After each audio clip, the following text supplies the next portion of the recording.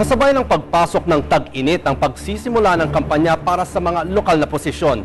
Mas mainit nga daw kasi ang labanan sa lokal dahil mas konkreto ang mga issue na pinaglalabanan dito. Kaya kaabang-abang darating na mga araw ang bakbakan ng mga kandidato. Magandang araw, ako si Robert Tan at ito ang paghahanda para sa Hatol ng Bayan.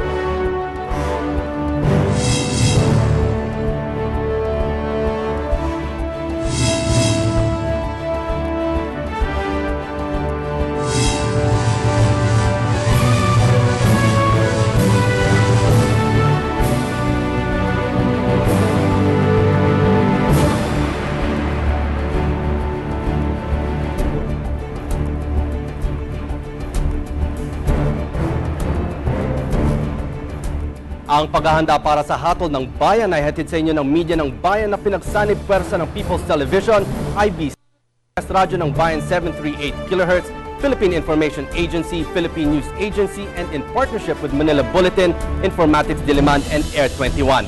Mapapakinggan nyo rin kami sa PBS Radyo ng Bayan 738 kHz. Huwag kayong alis, ito ang paghahanda para sa Hatol ng Bayan.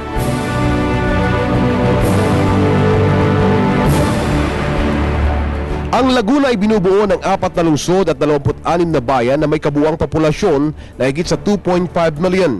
Taniyag ang pangalan ng probinsya dahil sa pinakamalawak na lawa sa buong bansa at ikatlong pinakamalawak na lawa sa buong Asia, ang Laguna de Bay. Kinikilalang resort town ng Pilipinas, mayaman ang probinsya sa kanyang mga ilog, talon, mainit at malamig na bukal at mga lawa na siyang madalas puntahan ng mga bisita upang magbakasyon. Ang kalikasan ng probinsyang ito ay dulot ng pagkakayapos ng mga bundok ng Makiling, Banahaw at Sierra Madre.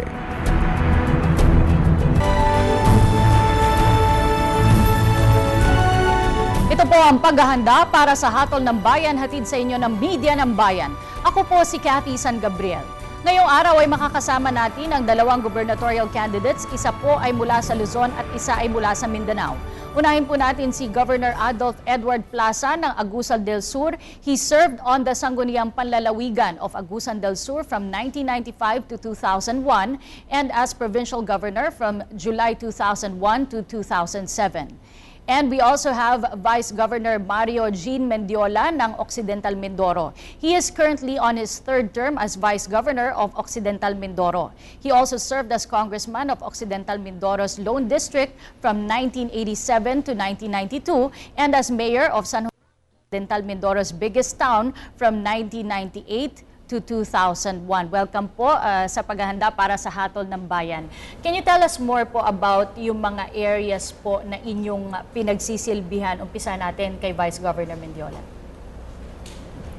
Paano pag-areas? Ano ibig niyo sabihin? Yung pong Occidental Mindoro, demographics po, ano po yung pinagkakakitaan ng mga tao doon? Actually, ang probinsya po namin ay is a rice producing area, no? In fact, we won the rice security program during the time of President Erap. And as of now, we won the Gawad Saka Award under the leadership of our incumbent Governor Nene Ramirez Sato. And we have 2 islands in our province, yung mainland Mindoro and yung Lubang Island. Yan yung where the Japanese traveler was found some time ago in Lubang Island. How about sa Agusan del Sur po, Governor Plaza? Kami ay nasa Caraga region, parang region 13. And we're basically the 4th largest in terms of land area. So medyo mahirap, ano? Ang sitwasyon namin. And our main livelihood ng tao is what we call the timber corridor of Caraga region. So we have planted species of falcata logs.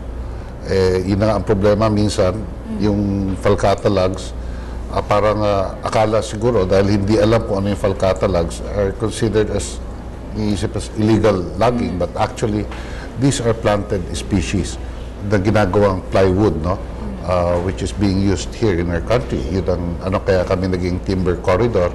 And at the same time, in our low-lying areas, we are also a rice-producing province. Ang problema lang is really ang development ng ating irrigation medyo kulang pa. Kayo po, Vice Governor, you're on your third term now, and you are running for governor. Why governor this time? Why not congressman, katulad po ng dati? Well, I trained for the position of governor, no? And being the vice governor for 3 terms, na palapit na ako sa local government eh. At mas gusto ko yung local government kasi mas malapit ka sa tao. You can implement more programs for your province. Unlike sa Congress, I think I'm not for the lawmaking eh. I'm more for implementing administrative. Can you tell us more about your accomplishments po as Vice Governor? Well, for the last 3 terms, I supported the programs of our incumbent governor, Governor Ramirez Hatol, yung kanyang mga, lalo na educational programs niya, tsaka yung kanyang agriculture programs in connection with the national programs. For education, we implemented the 1 laptop per child program. We decided to arm our young grade 4 pupils with 1 laptop each. Our dream is to give them the 11,800 grade 4 pupils of our province 1 laptop each. Para naman sila, pagdating nila sa higher level, ay mas maganda yung kanilang lalo na pagdating sa college. Alam naman natin ngayon, high-tech na tayo. So, giving them the instrument for learning, lalo na yung computers, I'm sure pati yung pag-research nila, ay mas maganda yung magiging future nila sa education nila. Kayo po, Governor Plaza, you are running for re-election. Can you tell us more about your accomplishments this term and why you are running again? Well, major accomplishment namin really is more on education because dyan nakafocus ang ating administration ngayon since yung poverty incidence sa atin is medyo mataas. So, ang dami kong nung araw was focusing agriculture and infrastructure, but all along the way, talagang sa education talaga. So we have major programs in terms of education. We have a model of excellence in partnership with Books for the Barrios, Nancy Harrington. So this is yung sa elementary level, kindergarten, tie up kami with Nancy Harrington. They bring in the books, materials for free. You just pay for the freight and handling, and then nagtitrain sila ng mga teachers para sa ating mga bata. Then we also have computers sa grade 1 and kindergarten level. So, ito yung unang-una kasi for me, it's really the basic foundation ng bata na mag-enjoy siya mag-aral. So, we bring in toys in their classrooms. So, ito yung isa sa major na in terms sa elementary. But in college, meron kaming talagang scholarship grants na binibigay.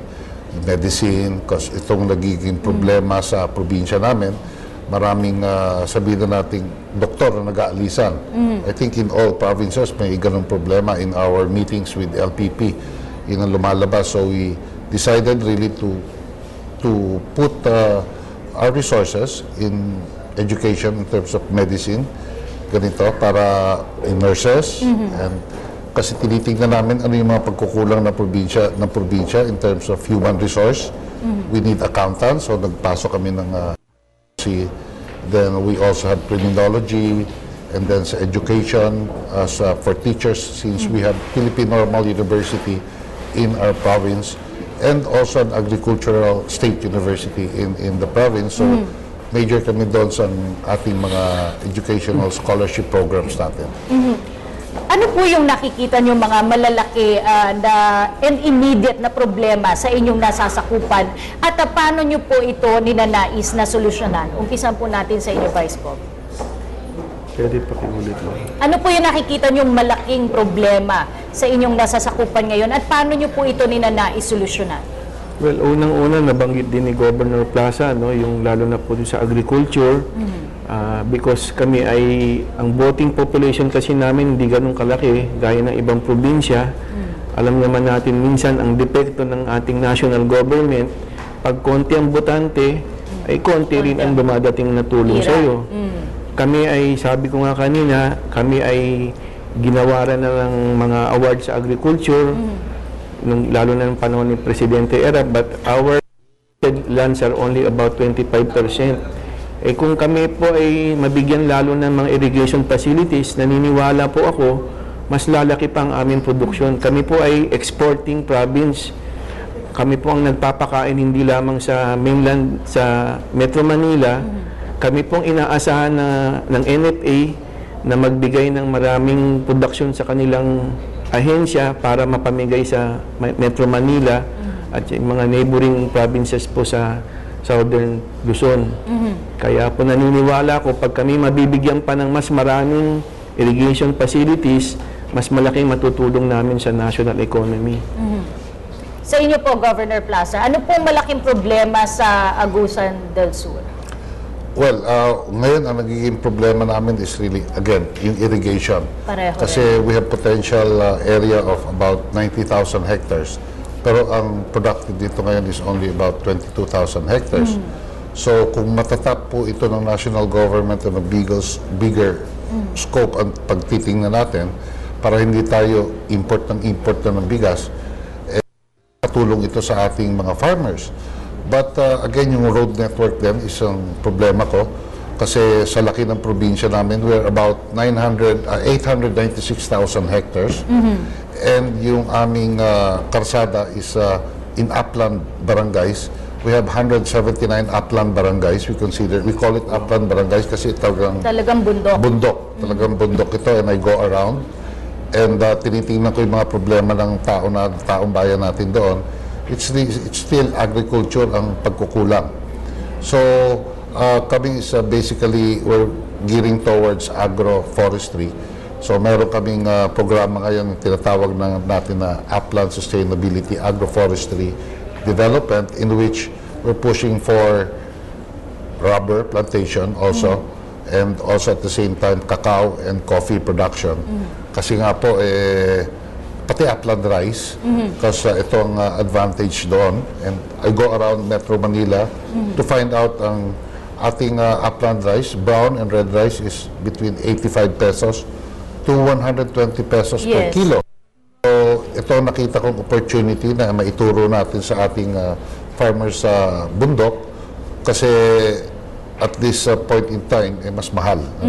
So kung kami ang maka-produce for Metro Manila, kasi andito yung market talaga sa Metro Manila, malaking tulong ito para sa ating farmers sa aming probinsya. At ang poverty incidence natin, andun din ang problema, nasa upland areas. Mamaya, pag-uusapan natin yung kahirapan at ano yung mga nakikita niyong programa. Magpapatuloy po ang aming diskusyon sa pagbabalik ng paghahanda para sa Hatol ng Bayan.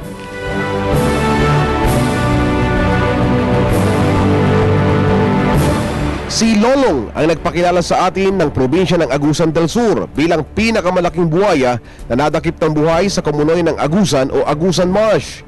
Ang kumunoy ng Agusan ay isang protected area na nagsisilbing kanlungan ng maraming klase ng halaman at hayop, pati na rin ng libo-libong migranteng mga ibon na namumugad sa lugar na ito taon-taon. Lula ng 56 na lawa sa lugar na ito ang tubig ulan na bumubuho sa probinsya ng Agusan del Sur. Sa niya ang pagbasa isang lungsod at 13 bayan ng probinsya na may mahigit 650,000 na populasyon.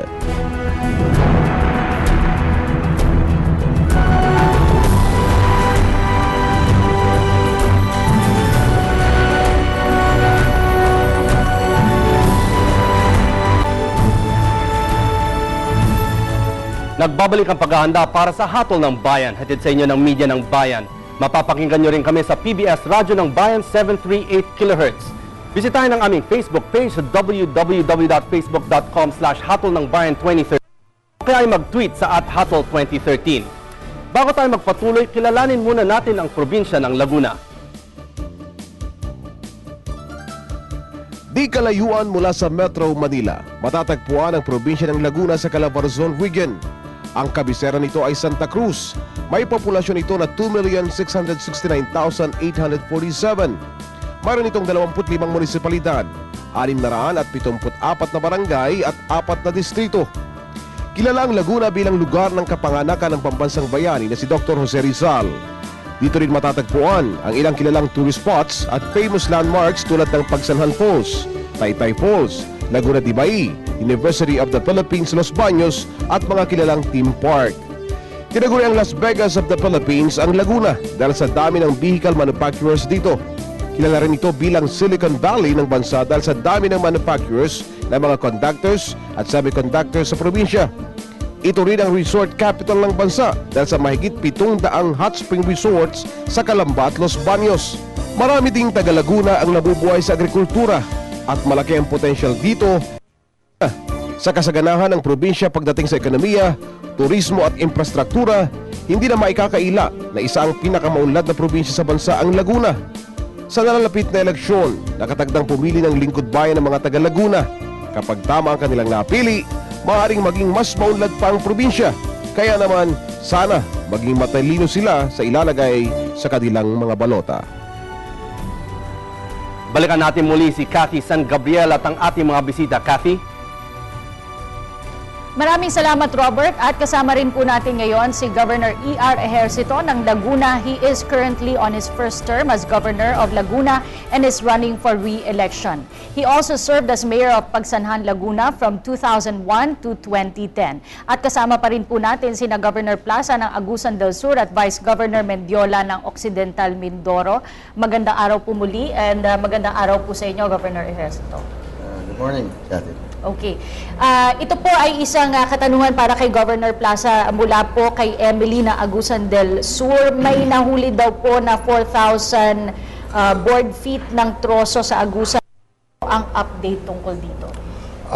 Itong mga nahuhuli nating mga illegal cat logs is actually now, ito is spearheaded ito ng Philippine National Army, Armed Forces of the Philippines. So it goes through a process na yung korte and then it goes through a trial. So antayin natin yung proseso. Ang importante nito is mapaintindi natin sa ating taong bayan ng Agusan del Sur na sana naman ay pakinggan ninyo yung kautusan ng ating Pangulo na itigil na yung illegal logging because this will definitely help yung ating environment in terms of yung makarecover, makaregenerate na maayos yung ating timberland because actually talagang medyo exhausted, nagiging exhausted at sana maintindihan nga ito ng taong bayan na may direktibo nang ibinigay ang ating Pangulo na itigil ng illegal logging. Sana naman makaintindi sila that let's shift to agriculture kasi ito yung sustainable na pamumuhay para sa ating mga kababayan. Alright, let's talk about issues. Ang isa po sa malaking issue ngayong halalan sa lahat mga tumatakbo ay yung issue po ng political dynasty. Meron po ba kayo mga kamag-anak na kasalukuyan nakapwesto o tumatakbo at ano po ang sagot nyo dito sa issue patungkol sa political dynasty? Vice Governor Mendiola, let's start with you. Well, unang-una, wala po akong kamag-anak na kasalukuyang nakaupo o lumalaban. Kaya lang, kung ituturing ko yung sarili ko sa aming probinsya, ay ang tingin ko lahat po ng taga Mindoro ay kamag-anak ko eh. Kaya hindi ko pwedeng sabihin na yung sa dynasty issue. Pero meron po sa amin isang pamilya na lumalaban mula congressman, mayor, yung mga anak na niya ay nilalagay niya isa-isa sa aming lalawigan. Pero para naman sa akin, ang issue na ito ay tao na rin pa rin ang hahatol sa political dynasty. Bagamat naniniwala ko, dapat sana yung Congress ay magpasa pa rin ng isang batas dahil nakalagay ito sa ating saligang batas na tungkol sa dynasty pero wala po silang nilalagay o pinapanukala laban sa dynasty. Governor Plaza, kayo. Well, ako, I think may misnomer yung political dynasty at for me, it's a myth. Kasi unang-una, ang taong bayan na umahatol. So hindi naman sinasabi na kung ako gobernador, ituturo ko itong tao na to, pinsan ko or kapatid ko na magiging mayor or magiging congressman. So I think dapat baguhin natin ang pagtingin natin dyan sa sinasabing political dynasty. Although may nangyayari, like in our case, may kapatid akong congresswoman. nagkakaintindihan kami ng maayos. So on the positive note, kung titingnan natin on the positive note, nagkakaintindihan kami kung ano yung programa ng provincial government, sila ay sumasabay dito, at kung nagkakaroon ng kakulangan sa pondo, kami nagkakausap-usap at nagkakatulungan para maipatupad yung ating programa. So, etong isang magandang nakikita ko sa nangyari sa amin, sa aming probinsya. Hindi ko na lang pag-usapan sa ibang probinsya, but like in our case, etong nangyayari, nagka-counterparting kami. Kung mayroong problema na karsada at hindi ko matugon yung problema, doon ako sa ibang parte papasok in terms of livelihood, at saka pati yung mayor na mismo. Ang trending sa amin nangyayari, from the barangay officials up to sa congressional seat, nagkakaroon kami ng counterparting. So, nangyayari, mas marami ang nangyayaring kabutihan in terms of yung infrastructure and livelihood programs sa aming lalawigan. Kayo po ay galing sa kilalang angkan sa politika, Governor Ejercito. Yes, I am the nephew of President Joseph Ejercito Estrada and also Senator Loy Estrada and Jingoy Estrada, our Senate pro tempore is my first cousin, and running for senators, my other cousin, Senator J.V. Ejercito.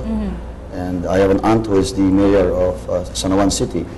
And my wife is the current mayor of Pagsanghan. And my two other brothers are running for board member of the 1st and 2nd District of Laguna, Jerome and Gerard Ejercito. Well, on the positive side, I think it is an advantage because there is trust and confidence, and you can sustain your programs, and there is consistency of the projects, policies, and advocacies that you implement. Yun pong advantage ng dynasty. And kasi ang term natin na mga local officials is only 3 years. So we have no time to make mistakes. We have no time for politics. We have to move forward and make a difference by delivering all the minimum basic needs to fight poverty, hunger, unemployment, and corruption. Isa po sa mga basic needs, gaya na nabanggit nyo, ay edukasyon. Malaki po itong problema sa buong bansa. Paano nyo po ito tutugunan sa inyong mga kinasasakupan, Vice-Gov? Pagdating po sa larangan ng education, ang isang pinagmamalaki ko po ay sinuportahan ko po ang aming probinsya sa programa ng aming mahal na governor, lalo na po sa scholarship po ng aming provincial government. Sa ngayon po kami merong almost 4,800, at pag kinuwenta ko po yung mula nung nagsama kami ng aming governor 9 years ago, ay nagulat din naman ako, ang napag-graduate na pala namin ay 25,000 na po na college graduates. No? Kaya po ako ay isang karangalan ko po na yan ay nagawa ko sa pamumuno ng aming Lene Ramirez Sato. Governor Plaza? In terms of education, ang kinaganda sa amin is namumunga yung suporta ng provincial government sa DepEd. Because recently, nagkaroon ng science and math competition, national competition sa Baguio. It was held in Baguio. And we were able to garner about 16 different categories. Hindi naman lahat nag-first place, no? May second, may sixth. But for sa isang probinsya na napakalayo at landlocked at bagong probinsya, considered as bagong probinsya, ito yung mga, kumbaga, konsuelo na nangyayari sa amin, na may nananalong ganon in national competitions and even in international competitions from way back. We were able to send about 2 or 3 students already to the United States, and they won. They won first place in science competitions. So ito yung mga nakikita kong nakaka-inspire sa akin na lalong bigyan ng pondo yung ating educational system. Kasi kung DepEd lang talagang medyo kinakapos. So like in terms of talagang yung items ng teachers nagiging problema, may kakulangan.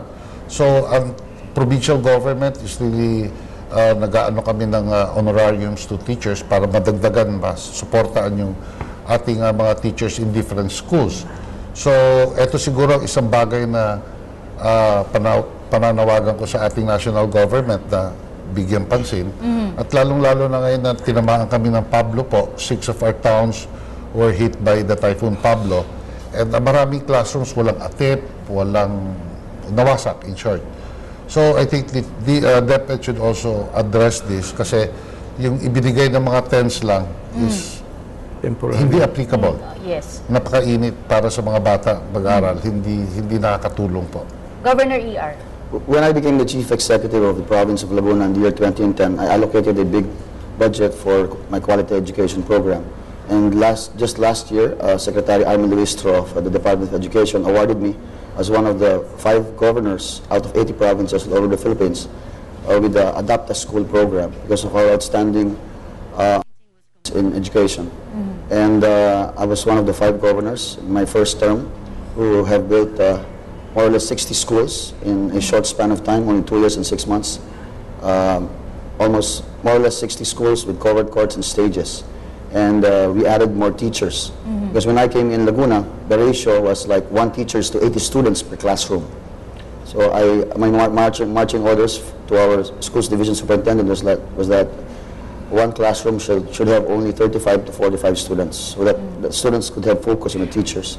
And we added more school chairs, school supplies, school bags, and I have, at this point in time, more or less 6,000 scholars at the college level, whom I give 10,000 pesos a year. And I introduced the first of its kind, e-Rizal iTablet. Yes. And this is to make life simpler for the students, for the college students and high school students, for public and private schools. And this is the first of its kind in Asia and in the Philippines. And we have uploaded, with the help of DepEd and CHED, Commission on Higher Education, all the curriculum of these textbooks into this iPad, and which the college students of Laguna University use in the province of Laguna. Tuloy-tuloy po ba yun, yung e-Rizal? Kasi Yes. na-feature po yun nitong mga nakaraang taon. It's the first of its kind in the Philippines and in Asia, which is being replicated by DepEd and my alma mater, LaSalle Green Hills, yes. and other provinces like Cebu and Pangasinan. And this is made in the Philippines, this ERI tablet, worth 7,500 each, made in the city of Cabuyao and the city of Calamba by Ionix Incorporated, made in the Philippines. Kaya marami na po ang gumagaya nito, e-Rizal iTablet. They don't need to, students don't need to carry heavy backpacks with textbooks, just bring their e-Rizal iTablet, magkakapag-aral na sila.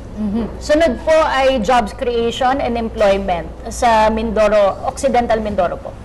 Well, ang isa po sa naging programa namin ni Governor Sato, yung pong sa test na po namin, napuna po namin na maraming mga courses na dapat din ino-offer sa ibang lalawigan na kailangan hindi lang sa ating bansa, pati sa labas po.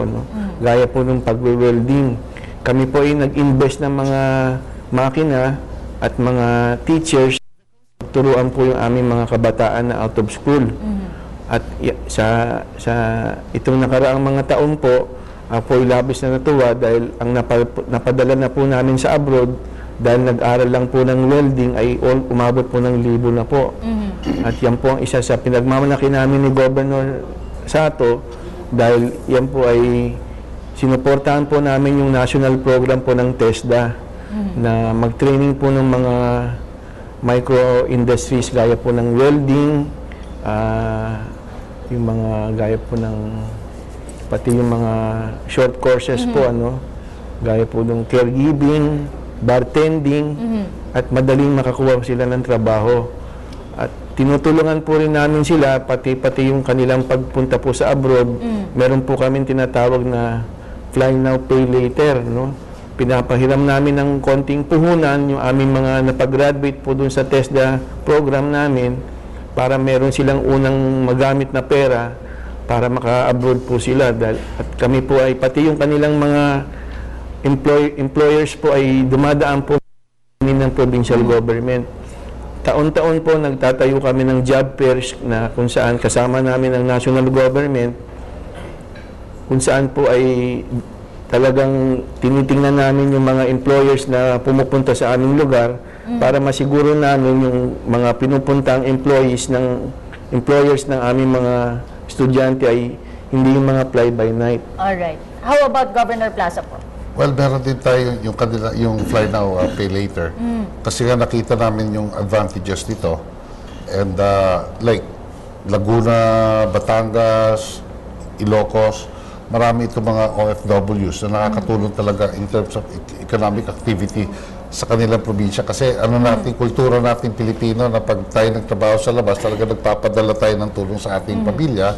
So ito yung weakness ng aming probinsya dahil nga kulang sa yung mga placement fees and lalo yung pamasahe.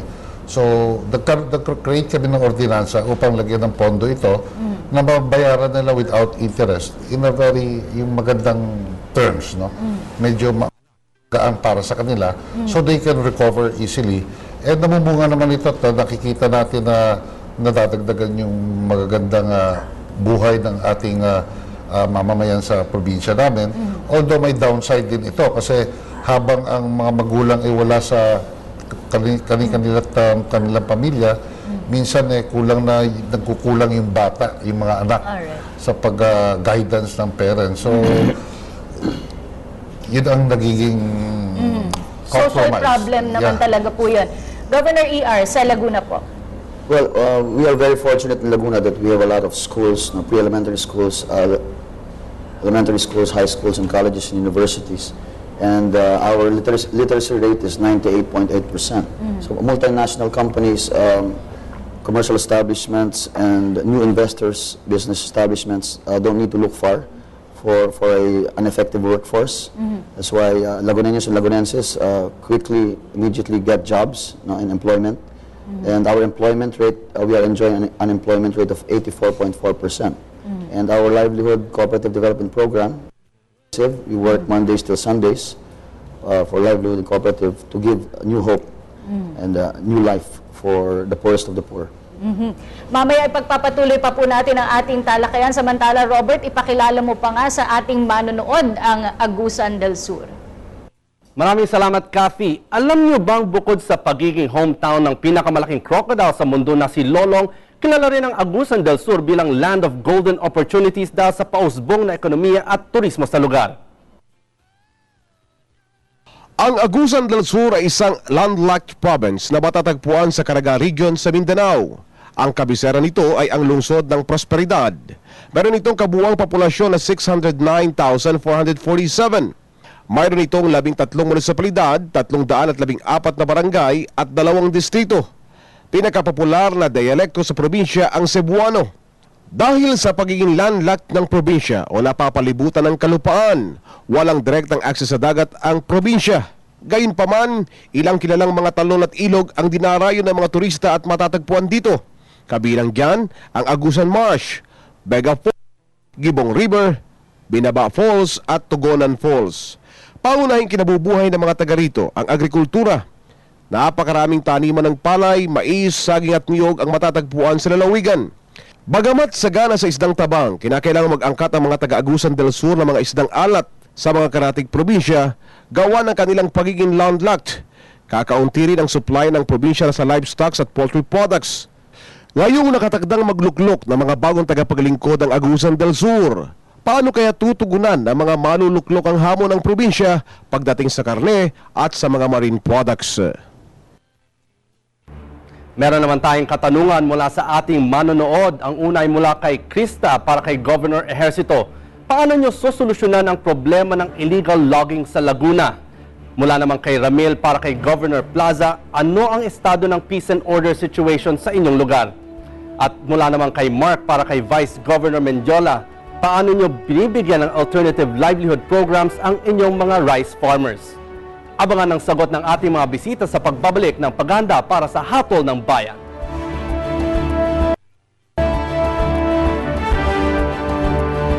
Ang Mindoro Occidental ay binubuo ng 11 munisipalidad at may kabuuang populasyon ng halos kalahating milyon. Ang kalakhang populasyon ay umaasa sa karagatan at lupain para sa kanilang kabuhayan. Pagsasaka, pangingisda, pangangalap ng produktong kagubatan at turismo. Matatagpuan din ang isa pang protected marine park sa probinsyang ito, ang Apo Reef, na kinikilalang tahanan ng malakong miyamang dagat. Noong 2009, isinabatas ng Sangguniang Panlalawigan ng Mindoro Occidental ang Panlalawigang Ordinansa bilang 34-09 na nagbabawal ng kahit anong uri ng malawakang pagmimina sa probinsya sa loob ng 25 taon. Ito ay upang mapangalagaan ang karagatan at kagubatan ng probinsya na siyang pangunahing pinagmumulan ng kabuhayan ng mga mamamayan nito.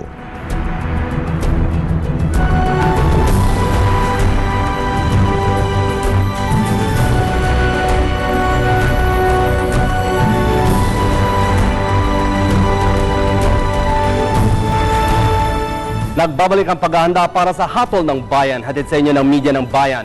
Mapapakinggan nyo rin kami sa PBS Radyo ng Bayan 738 kHz. Bago tayo magpatuloy sa ating diskusyon, kilalanin muna natin ang probinsya ng Occidental, Mindoro. Ang Occidental Mindoro ay isang probinsya na matatagpuan sa Region 4B. Tulad ng isinasaad ng pangalan, inookupan nito ang malaking kanlurang bahagi ng Mindoro. Mayroon ditong 11 munisipalidad, 162 barangay at nag-iisang distrito. Ayon sa pinakahuling census, mayroon itong kabuuang populasyon na 452,971. Mayroong diverse geography ang probinsya. May mga bundok, ilog, burol, lambak at kapatagan na matatagpuan dito. Dito rin matatagpuan ang pinakamalaking coral reef sa buong mundo at tinatayang pinakamalaki sa bansa, ang Apo Reef. Dahil dyan, may mahabang listahan ng marine biodiversity ang probinsya. Pagsasaka ang pangunahing kinabubuhay ng mga mamamayan ng Occidental Mindoro. Tinayang mahigit 80% ng populasyon nito ay nasa industriya ng pagsasaka kung saan palay ang kanilang pangunahing produkto. Sagana rin ang probinsya sa sibuyas, bawang, asin, mga isda, mangga, kasoy, saging na saba, tabako at iba pa. Sa kabila nito, tila nahaharap ang agrikultura ng probinsya sa problema dahil sa mataas na halaga ng pangangailangan sa pagsasaka. Mayroon ding kakulangan sa irigasyon na isinisisi sa pagkakalbo ng maraming kagubatan sa probinsya. Kaya naman, sa pagpili ng mga lingkod bayan, naway maging matalino sa pagboto ang mga taga Mindoro dahil walang problemang malaki basta't nariyan ang diskarte at dedikasyon na ito ay masugpo. May binasa pong katanungan kanina si Robert at sasagutin ito ng ating mga bisita. Ito po para kay Governor ER, yun daw pong logging na may nahuling illegal logging sa Laguna. Opo, last year may worth 20 million pesos worth of illegal logs. No? At mabuti na lang na nadagdagan ko ang aking kapulisan. Alam nyo, nung ako'y pumasok bilang gobernador ng lalawigan ng Laguna, ang ratio ng polis, 1:5,000. Ang isang polis binabantayan 5,000 tao. Sa Metro Manila, National Capital Region, ang binabantayan ng isang polis, 500 tao lamang. Kaya talamak talaga ng mahabang panahon ang lahat ng illegal sa lalawigan ng Laguna. Illegal gambling, smuggling, prostitution, human smuggling, illegal drugs, quarrying, at illegal logging. No? Kaya mabuti na lang ako ipamangkin ng dating Pangulong Joseph R. Estrada at tayo ay may connection, malawak impluensya. Nakahingi tayo ng karagdagang pulis kay PNP Chief Bartolome at ngayon kay Chief PNP Purisima. Ngayon ang ratio ng aming kapulisan ngayon, 1 policeman is to 1,500 people. Pero di pa po ako masaya, gusto ko pang dagdagan para maging 1:500 ang standard. No? Para mas mas effective at may police visibility. So nakakalungkot nga, last year nakahuli tayo ng worth 20 million na illegal logs. Ito ay nakita namin nung pinaikot namin ang aming mga chopper sa buong lalawigan ng Laguna for inspection. Twice a year yan eh. Nakita namin nakalutang itong mga trosong ito sa Caliraya Lake. Ang iba galing sa lalawigan ng Quezon at yung iba nakatago pa sa ilalim ng Caliraya Lake. At yung iba galing naman sa bayan ng Luisiana, Kalayaan, Lumban at Cavinti. No? At yung bukod sa mga troso na ito na tinanggal namin sa Caliraya Lake, na binaba namin sa Camp General Pasiano Rizal sa bayan ng Santa Cruz malapit sa Kapitolyo, sa PNP headquarters, ay naka-intercept din kami na maraming malalaking truck, no, na nakalagay fruit and vegetable dealer, disguise, no, na kunyari ito'y may kargang mga prutas at gulay, pero ang laman ay malalaking troso. So worth 20 million po yan last year at ang mga trosong ito ay pinaukit ko sa mga taga-Paitay, Laguna at ginawa ko pong school chairs. School chairs para sa mga public elementary school at high school students. At yung mga nakumpiska namin, mga power saw at chainsaw, pinasira ko po, pinabakbak ko. At yung mga motor, pinagamit ko sa aming mga isda o bantay lawa o lake warriors ng Laguna Lake. At yung mga pantistis ng kahoy naman, sinapsap ko at binenta natin sa Bote Bakal Diaryo. At this year, nakasabat din tayo ng mahigit yun naman. At ganoon din po ang proseso na ginawa natin.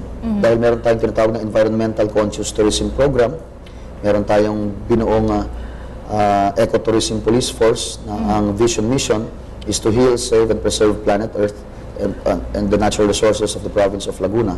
at protektahan ng mga investors, mga turista, dayuhan at lokal na turista at ganoon din ang ating environment. Para naman po kay Governor Plaza, kamakailan din po ay nagkaroon ng engkwentro sa pagitan ng mga otoridad at NPA sa bayan ng inyong lalawigan. Paano nyo po ina-address ito? Kamusta po ang peace and order naman sa Agusan? Actually, ito isolated case. No?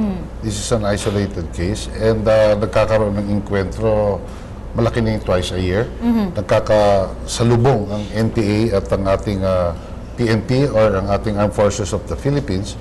So, ang ina-address natin really is we have a tie-up with OPAP, Secretary Ging Deles, in order to address itong problema nga and peace and order. And in fact, we're negotiating right now for some groups na gustong mag-surrender na mga dating NPAs. We're just na ito ay authentic na mga NPA commanders. Pagbalik ko ng probinsya, i-check ito kasi bago lang to, 2-3 days ago. So, inaayos natin ito in terms of peace and order, generally speaking. Maayos naman po ang takbo. But again, I think ang insurgency problem should be addressed in terms of livelihood and talagang parang mabigyan ng kabuhayan ng ating taong bayan. Nang sa ganun din mabawasan. Kasi karamihan ng nagiging NPA, ito yung naging resulta ng awayan ng dalawang pamilya na feeling nila hindi sila nabigyan ng tamang justisya. So, madali silang nakakakit dito sa pagiging NPA and at the same time yung kahirapan nga po. Yun ang dapat i-address hindi lamang ng lokal, tie-up ng local government and the national government. Kasi sa lahat naman ng bagay na ito, sa hinaharap ng problema ng ating bansa, sa aking pananaw, kinakailangan magkakaroon ng magandang pagtutulungan ng national at saka local government units, hindi lamang sa probinsya. Importante po ma-involve ang ating municipal mayors at barangay captains kasi kung tutuusin, sila talaga ang frontliners ng ating local government units, ang barangay officials. Para naman po kay Vice Governor Mendiola, ang rice industry po, gaya nga ng ating napag-usapan, ang pangunahing source ng livelihood sa inyong probinsya. Dahil seasonal lang po ito, ano po yung ibang programang ibinibigay nyo po para sa inyong mga constituents tuwing off-season, lalo na po pag natatamaan din po kayo ng bagyo? Well, unang-una, magpapasalamat muna ako dahil pagdating po sa bagyo, medyo kami nakakaligtas ng kaunti, At salamat naman at hindi kami masyadong tinatamaan doon sa mga nakaraang mga bagyo. Pero ang gawain po namin, sabi mo nga, ang nagtatanim kasi ng palay ay may tinatawag po yung panahon ng kiriwi. Sa amin ang tawag namin kiriwi. Yung bang may gap sila na after nung naani nila yung palay, wala na silang kabuhayan o kinikita. So ang ginagawa namin, we're trying to introduce a planting period para hindi mawala palaging may panita sila. At we're trying to introduce other cash crops gaya po ng sibuyas at bawang para may iba silang pagkakitaan hindi lang sa palay. Ang problema kasi ng rice farmers natin ay pag yan lang ang tinanim mo, pagka habang iniintay mong umani, wala kang kita eh. So ang dapat gawin ng pamahalaan ay mag-introduce ng mga livelihood gaya po ng pagtatanim ng ibang cash crop, gaya po ng bawang at sibuyas, para ito po yung mga madadaling panahon maaani mo at may kikitain ka. Kasi pag puro palay lang ay talagang aabutin ka nung kung tawag po sa amin ay kiriwi, yung wala kang kita. Alright. Governor ER, pag-usapan po natin ang Laguna Lake kasi po ito po yung nagiging sanhi ng pagbabaha din, lalo na po yung mga nakatira sa paligid at talagang buwan po ang inaabot bago humupa. Ano po ang ginagawa ng inyong pamamahala para po maibsan ito at para rin sa kapakanan ng mga residente sa paligid ng Laguna Lake? Nakita ko po ang bangungot ng Bagyong Ondoy kay Mayor ng Pagsanghan. Talagang night. At marami po ang namatay, marami nawala ng bahay at pag-asa sa buhay. Milyon ang nasira sa industriya ng agrikultura at sa livestock, poultry at pati na ang turismo. Tourism facilities natin ay nasira din. Kaya nakakalungkot po itong problema natin sa Laguna Lake. Sa totoo lang po, meron pong existing loan ang pamalang Pilipinas at ang pamalang ng Belgium at nanalo sa bidding ang Baden-Württemberg Dutch Klot o BDZ. At naumpisa na itong dredging ng Pangulong Gloria Macapagal-Arroyo ng kanyang kapanahunan. Pinadredge niya sa pamagitan ng mga Belgians ang 17 kilometer na Pasig River. May nakita pa nga sila isang tangke na ginamit pa ng mga Amerikano noong World War II.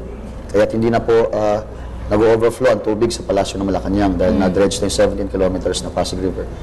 Naabutan na po ni Pangulong Pinoy itong second phase. So ito dapat na natirang pondo na 18.7 billion ay para sa pagdredge ng Napindan Channel, which is 7 kilometers. Napindan Channel connects Pasig River to Laguna Lake. At mayroong 4 na component dito. Ang una ay ang dredging desilting dahil ang ating water holding capacity ay bumabaw na from 12.5 meters to 2.5 meters na lang. Ang isang batang 10-year-old pwedeng tumayo sa gitna ng Laguna Lake dahil sa sobrang babaw, siltation. At pangalawa, kailangan massive deforestation, massive tree planting, watershed management. Pangatlo, dapat i-relocate ang lahat ng mga 400,000 families around the lake sa lalawigan ng Rizal, Laguna, Taguig, Parañaque. Kailangan ma-relocate ito to safer grounds para malayo siya sa disgrasya at panganib. At pangapat, kasama sa loan na ito, ang ferryboat transport system na nakikita ninyo sa Pasig River na may transport ng mga foreign and domestic tourists, o mga turista, o mga taga-Laguna at Rizal, ang mga mamamayan natin. Magpagkakaroon ng tourism baywalk along Laguna and Rizal, and also in Taguig and in Parañaque. Kaya tayo naman po, wala naman pong malaking pondo na nakalaan, pero ako'y nagpapasalamat sa mga kaibigan natin na tumutulong, kagaya ni Laguna Lake Development Authority General Manager Ed Manda, na ngayon pinalitan na ng Secretary Nerio Acosta bilang General Manager ng LLDA. At tayo po ay nabigyan ng 5 billion pesos budget. At ang first phase ay naumpisa na, 700 million pesos po ito, 700 million pesos. Ang nanalo sa bid ay ang tuwing construction. Ang first phase po ay para sa riprapping at ship piling para hindi mag-erode ang lupain ng Laguna palabas po ng Laguna Lake. Kasi we have 28 water tributaries. We have the Lumban, Pagsanghan River Basin, palabas po yan ng lawa ng Laguna. So we have other studies, may mga sagot sa mga problema, at isa dito ay ang grant manggagaling sa South Korea. Ito ay isang underground tunnel, Laguna Spillway, which is 7.2 kilometers para ma-flush ang excess tubig ng Laguna Lake palabas po ng dagat. Kaya marami pang pinag-aaralan ng mga programa. Pero sa ngayon, ang ating pamalang lalawigan, tuloy-tuloy ang ating coastal cleanup, tuloy-tuloy ang ating agresibo ang ating tree planting. Nagkakaroon tayo every year ng Save the Laguna Lake Marathon o Fun Run, at meron tayong management, tapos meron tayong Oplan Verde para tugisin, hulihin ng mga illegal loggers at illegal quarriers para masalba natin ang lawa ng Laguna. So napakaraming solusyon na itulong sa atin ng mga consultants natin na si Ed Manda, Nerio Acosta, at ganoon si Architect June Palafox na malaki rin na iambag sa design na ito. Kasama sa design na ito ang alternative route para ma-avoid na natin ang traffic sa Calamba at Los Baños. Ito yung tinatawag nating Southern Luzon Expressway. Magkakaroon ng bypass road katabi ng Laguna Lake, dadaan sa Calamba, Los Baños at magtatapos sa Bae. Ay grabe po ang traffic dito. Okay, huling katanungan na lang po, mensahe nyo po para sa ating manonood, Vice Governor Mendiola. Well, unang-una po, sana gamitin natin ang pagkakataong ito sa darating na halalan na makapili tayo ng mga tamang tao sa mga tamang posisyon. At asahan nyo po sa aming hanay po, sa aming lalawigan sa Occidental Mindoro, ay kami po ng ating pangkasalukuyang gobernador, Gobernador Nene Ramirez Sato, ay nakikiisa po sa ating Pangulo para sa kanya magandang programa sa larangan ng agrikultura sa ating buong bansa. Asahan niyo po ang aming suporta sa ganitong mga programa ng ating mahal na Pangulo, at siyempre ang akin lang po ay sana ay ilagay natin ang tamang tao sa tamang pwesto. Vote wisely, yung ganun po. Governor Plaza? Ang akin lamang is sana sa lahat ng nanonood, lalong-lalo na sa aking kaprobinsya, is tignan natin yung plataforma ng gobyerno na ilalantad namin na bilang gusto magpahalal ulit bilang isang gobernador at malaman din ninyo na kung yung aming sinasabi nangyayari ba. Alam niyo naman, noong 2010, meron akong, kasi hindi ako mahilig mga ako, Cathy. It's more of ano yung gagawin and then titignan natin kung anong pwede natin gawin. And then, nangyayari na lang kasi napakahirap po minsan na nagiging sakit ng karamihan ng politiko is mangako ng mangako. Tapos, at the end of the day, dahil sumobra ang dami ng pangako mo, malalaman mo pag balanse mo, nako, hindi na pala kakayaning sagutin ng ng ating lalawigan.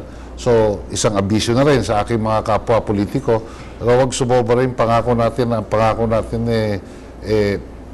darating ang panahon sisigilin sa atin ng taong bayan. And importante lang, katulad ng sinabi ni Vice Governor, is really vote wisely. Kung ano yung plataforma, doon natin tingnan ng issues. At ang akin lamang po, sana hindi yung gutter level yung magiging issue ng ating kampanya. Kung hindi, ano yung mga programang pwede mong ibigay sa ating taong bayan nang sa gayon magkaroon ng umasenso. Kasi ako malaki ang paniniwala ko na kung maging mabuti ang takbo ng ating barangay, magiging mabuti ang takbo ng ating mga munisipyo.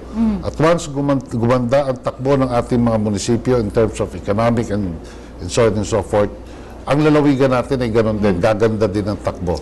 At kung ang 81 na probinsya sa ating bansa ay nagkaisa at gumanda ang takbo in terms of economic activity ng bawat probinsya na ito, address and so on and so forth, sigurado ako ng ating bansa ay gaganda rin ang takbo ng kabuhayan ng ating taong bayan. Governor Ejercito. Gusto ko pong magpasalamat sa lahat ng mga kalalawigan ko, Lagunenyo at Lagunenses. At salamat sa lahat ng suporta na itinulong po ninyo sa akin. Asahan ninyo na itutuloy ko ang aking good governance program at 15-point program of government to fight poverty, hunger, unemployment, and corruption. I-implement po natin ang ating 15-year comprehensive development plan para sa Laguna. I-implement natin ang ating investment code, ang ating environmental code, at saka ang ating 10-year solid waste management plan. Nandito na po lahat ng indicators ng tagumpay ng aking administrasyon. Unang-una ay ang pag-increase ng ating annual gross income from 1.7 billion pesos a year to 2.3 billion pesos a year. Pangalawa, ang increase ng ating tourist arrivals. In 2010, 2 milyon lang ang turista ang dumating sa lalawigan ng Laguna. But because of our aggressive marketing campaign to promote the province of Laguna as the resort capital, Detroit, and Silicon Valley of the Philippines, our tourist arrivals increased from 2 million tourists in 2010 to 4.8 million tourists last year. And third indicator, because of the trust and confidence of our multinational companies, investors, nag-invest sa mga science parks at industrial parks, we had 12,000 new commercial business establishments. At panghuli pong indicator ng tagumpay ng aking administrasyon, nag-enjoy po tayo ng 84.4% na employment rate. So asahan po ninyo, ito po ang alagang Ejercito, 24 oras, Lunes hanggang Linggo, walang katulad, walang kapantay. Ito ang bagong Laguna, una sa lahat. Okay, maraming salamat po sa inyo, Governors Ejercito and Plaza and Vice Governor Mendiola. Huwag po kayong aalis, magbabalik ang paghahanda para sa Hatol ng Bayan.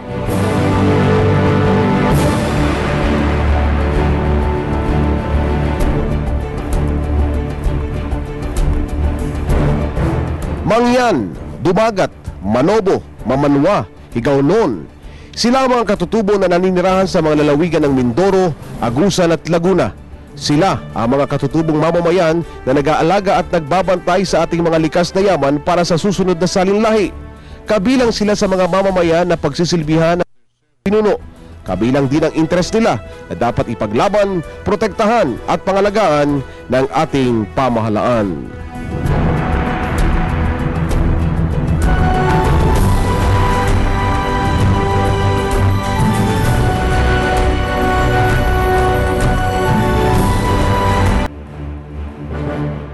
Alam mo, Cathy, if you sum up mostly yung mga sinabi ng ating mga bisita, pare-parehas lang naman talaga yung problemang hinaharap nila sa kanilang mga bayan, yung poverty, unemployment, and environment. Lalo na yung mga lugar nila is na sa probinsya. Yung nakita ko rin kanina, yung napakalaki rin ng hindi biro yung ginagawa nila. Kasi like, let's say, Agusan del Sur, they're almost 900,000 hectares 100 barangays nandun sa pinaka-far-flung area. So talagang marami silang problemang kinakarap. But if you look at the big picture, it's almost the same. So yung ano ba yung mga talagang planong ginagawa nila para may angat ang kanilang ating mga kababayan, yun ang dapat tingnan ng ating mga kababayan. Umuunlad ba ang estado nila sa kanilang mga probinsya o mga syudad? At gaya rin ng nasabi ng isa nating panauhin, Robert, tingnan po natin yung kanilang mga plataforma de gobyerno, yung mga issues na nais nilang tugunan. At hindi itong mga kung ano-ano mga usapin, no, na personal at yung mga mudslinging, usong-uso yan, lalo na po sa pagdating sa lokal na level. Tingnan po natin kung ano yung kanilang mga nagawa na rin, na mga achievements at mga pinangako, kung ito ba ay mga nagawa o napako lamang. Tama yan, Cathy. At sa araw na ito, nalaman natin ang mga pangunahing issue na planong aksyonan ng mga naging bisita nating kandidato mula sa Laguna, Agusan del Sur at Occidental, Mindoro. Sana po ang mga sinabing impormasyon at plano nila ay gamitin natin sa pagpili ng tamang iboboto ngayong eleksyon. Pinasasalamatan namin ang Ergo Contracts Philippines para sa ating tables and chairs. Puan sila sa 2634 Rockefeller Street, Barangay San Isidro, Makati City. Pwede nyo silang tawagan sa numerong 843-1177. Maaari nyong ring bisitahin ang kanilang website sa www.ergocontracts.com. Bilang isang matalinong botante, kilatisin po natin mabuti ang mga ginagawa ng ating mga pinuno para sa kaunlaran ng inyong lugar. Isipin kung may pag-angat at pagbabago. May sapat bang mga programa ito para sa ating mga mamamayan? Ilan lang yan sa mga dapat na tanong para mapili ang tamang kandidato ngayong halalan. Ako po, si Cathy San Gabriel. Ako naman, si Robert Tan. Magandang araw sa inyo lahat.